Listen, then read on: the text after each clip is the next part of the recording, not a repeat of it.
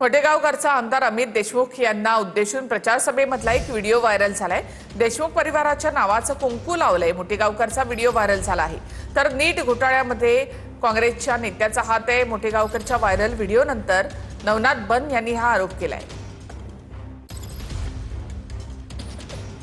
मी एवढं तुम्हाला सांगू इच्छितो, आम्ही तर देशमुख परिवार नावाचं कुंकू लावले भैया।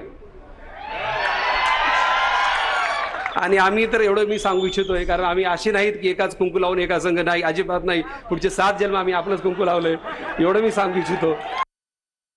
नावाच्या एका प्राध्यापकाला सीबीआयनं ताब्यात घेतलंय। हा मोठेगावकर तेच आहेत ज्यांनी अमित देशमुख यांचा प्रचार केला, काँग्रेसचा प्रचार केला। आता तुम्ही या प्रकरणामध्ये काँग्रेसला जाब विचारणार आहात का?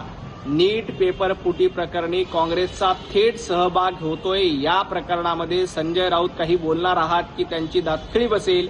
या प्रकरणामध्ये संजय राऊतांनी एकदा राहुल गांधींना विचारलं पाहिजे, अमित देशमुखांना विचारलं पाहिजे, काँग्रेसला विचारलं